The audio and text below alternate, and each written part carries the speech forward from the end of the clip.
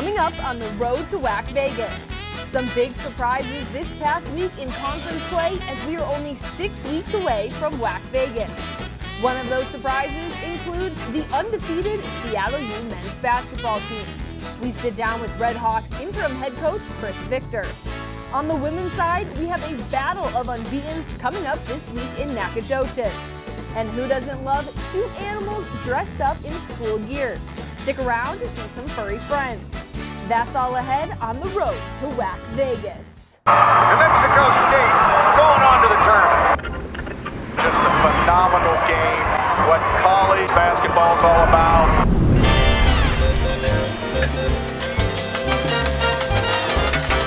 Welcome to the road to WAC Vegas. I'm Kendra Sheehan. New Mexico State was riding a 10-game win streak into Huntsville for our WAC featured game of the week against Sam Houston. But Sammy the Bearcat and his friends had a 3-game win streak of their own to keep going. Sam jumps out to an early lead. Kuba Karwowski, the 7'2" grad student from Poland, with the two-hand slam. Cats up 10. Later, Tristan Ipe drives down Main Street and throws it down with authority. Sam Houston leads by 20 at the half.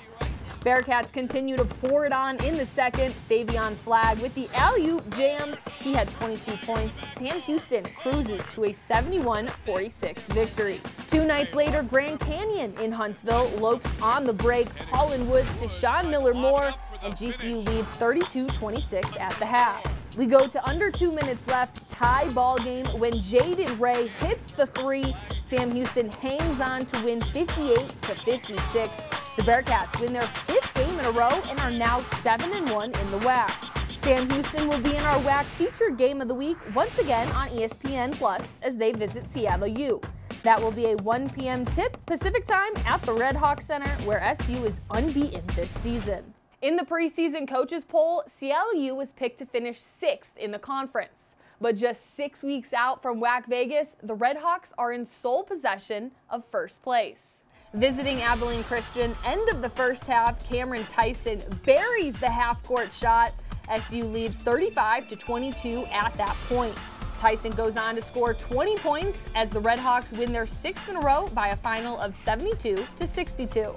2 nights later, Seattle visiting Stephenville. Tyson remains hot. He scores 21 and is the WAC Ticket Smarter Player of the Week. Red Hawks beat Tarleton 76-68 and are off to their best start since 1964.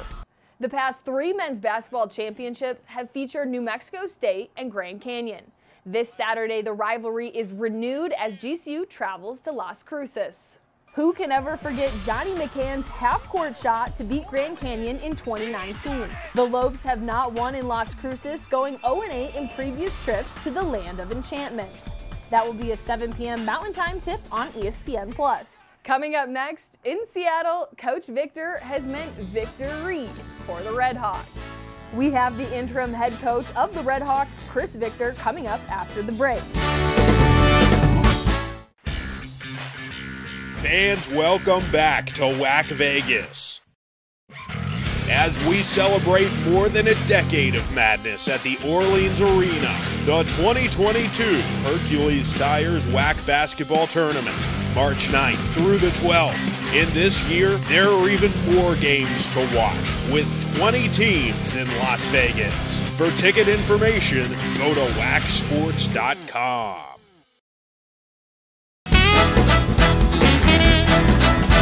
Welcome back to the road to WAC Vegas. I'm Kendra Sheehan, joined by interim head coach for Seattle U men's basketball program, Chris Victor. Coach, 6-0 in the WAC. You guys now are in first place in the conference. How do you feel like this team has come together to give this program its best conference start in school history? Yeah, this team's been a special group, and from the very first game of the season forward, they've been improving every game. They've been improving every practice, every week. And it's led us to this point. Getting better every day has allowed us to have a good start to conference. The 6-0 start we're proud of. We also know there's a lot of conference games left, beginning with a big week for us at home this upcoming week. Now, you were named interim head coach towards the beginning of the season. What has that journey been like for you taking on this new role? Yeah, it happened quickly. From that moment, I think we had 2 practices before our first game of the season. So it's really been a focus on our guys, a focus on this team and this program just moving forward. And the guys have been awesome to coach. They're a fun group. They're a competitive group. And they've been all about winning and getting better. So it's been something that we've just been focused on day to day and focus on this group having a great experience. And so far it's going well. The Red Hawks sweep our Ticket Smarter Players of the Week award. Of course, Cameron Tyson with that half-court buzzer beater at the halftime against Abilene Christian. He played lights out. How have you seen him come alive this season? Yeah, Cam's a special talent. And, he started off his career at Idaho, had a great freshman season, then moved over to Houston, made a Final Four, but didn't really have the role that he was looking for. So he came back home and came back to Seattle, looking to make more of an impact for a winning program. And he's just been a joy to coach and been a huge, huge part of our program. Obviously, the guy's shooting the ball really, really well, as good as anybody in the country. But he's doing so many other things for us. He's been a leader in the locker room. He's a competitor. He's just been great on defense. So, yeah, he's had a great start to his season. Now, this team was the only team in the WAC to return all 5 starters from last season. How has that veteran presence allowed this team to take it to the next level this season? Yeah, being familiar with each other has been a key for us. It's also allowed these guys to grow a lot closer as a group. The trust they have in one another and the belief they have in one another is really showing. And I think it's from that being together for a whole season prior and then coming back this year. Being able to play with each other with that belief and that trust has really helped and allowed them to have a great start. We talked a lot about the size on this team prior to this season.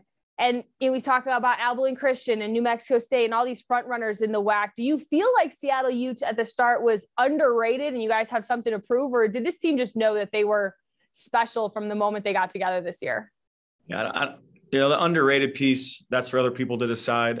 We were excited about this season and excited about this group. Our goal before the year was to win as many games as possible and contend and win a WAC championship and somehow earn a berth to the NCAA tournament. That was our goal from the start. That's still our goal. We knew back then there would be a lot of improvement needed to do that. And we still know at this point in the season, we need to keep getting better and improving in order to reach that goal. Against Tarleton, 8 players had scored at least 4 points, and you had spoke about the team effort that was put into this. It was a team victory. How do you feel like this team all plays together and it transpires on the court? Yeah, this team has a lot of depth. Obviously, we have our backcourt leads us. Darion, Cam, and Riley are usually the ones that are going to lead us in scoring overall the course of the season. But there's so many other guys in the locker room and on this team that are capable of having big nights. And we've seen that. Vaspanza is the freshman of the week this week, and he had a big game against Cal Baptist. Then you see Victor Ratchkovich had a huge game, a huge first half, our last time out against Tarleton, and Kobe Williamson's had some big moments. Emeka Udeni's been just an amazing piece of our program the whole season. So those 3 you'll see a lot. Their names will come up across a lot of box scores, but there's so many other people on this team that can step up, and that's been a big part of our success as well. The WAC is such a strong league this season. Up next, you got Stephen F. Austin, a team that just took down GCU, and then you have Sam Houston, a team that dismantled New Mexico State. How battle-tested is this team to continue to play at the high level that they've been showing to start conference play? Yeah, we'll find out. We'll find out this week. Two big-time programs coming to Seattle. A lot of respect for both of those programs, not only what they've been doing, but where they're at this season. And we're excited about it. With our goals being where they're at, these are the games that you look forward to. These are the games that you really, like you're saying, kind of see where you're at. So, we're excited about our 6-0 start, and then, but now with these 2 teams coming in this week, we'll see how it looks. And of course, you get to play these 2 tough teams at home, coming back from your 3-0 road trip, playing in Climate Pledge Arena this season. What has the fan base done for this team as well? Yeah, it's been awesome playing at Climate Pledge. Seattle's a big time sports city. We're proud to be in Seattle and represent Seattle with our basketball program, and having that arena as our home court has been a huge privilege for us, and we look forward to keep taking advantage of it. Well, Coach, thank you so much for joining us. We wish you the best of luck this season. That Seattle U and Sam Houston is our featured game of the week. So make sure you tune into that. And don't go away. We'll have more women's basketball coming up next.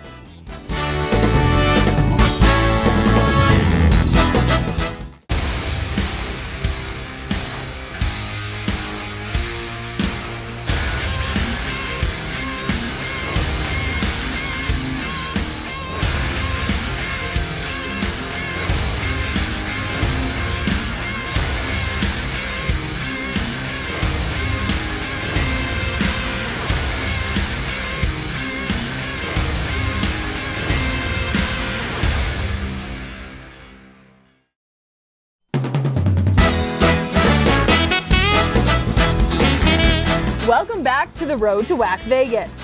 Lamar's Acacia Davis took home Ticket Smarter Freshman of the Week honors for the 4th time this season. Davis had 2 double-double games this week, leading the Cardinals to a pair of wins in their 3 games. The freshman averaged 13 points per game this week, including the game-winning layup in double OT against Utah Valley. California Baptist's Ane Oleta earns the Ticket Smarter Player of the Week award. Oleta put on a clinic this week, averaging over 20 points, 6.7 assists, and 4 steals per game. This is Oleta's first Player of the Week honors this season. The Lancers are 6-0 in WAC play this season. In fact, CBU hasn't lost a conference game since February of 2020. California Baptist hosting Abilene Christian in our featured game of the week. Oleta, showing off her defense, pokes the ball away at the half court, takes it all the way to the basket, and CBU wins their 10th straight game, 77-71 over Abilene Christian. Earlier in the week, the Lancers took on Tarleton. Lots of players getting involved. Nicole Avila Ambrosi with the steal up to Georgia Dale. The behind-the-back pass to Avila Ambrosi for the finish. This play made it on SportsCenter's top 10 on Thursday. CBU wins with a final of 85-69. California Baptist is back in this week's featured game of the week, as it could be a battle of the unbeatens. CBU is currently 6-0 in WAC play, while Stephen F. Austin is 5-0. The Lady Jacks were unable to play any games last week due to COVID-19, their last game being played on January 17th. Game takes place in Nacogdoches Saturday at 2 p.m. Central Time on ESPN+. Grand Canyon is another team that's hot on our radar. The Lopes are on a 4-game win streak and 5-1 in conference play. GCU hosting Sam Houston. Amara Graham is lethal when left open, drains the 3, and the Lopes get the dub 73-54 over the Bearcats. Grand Canyon will host New Mexico State this Saturday. Then on Monday, Stephen F. Austin will visit Phoenix.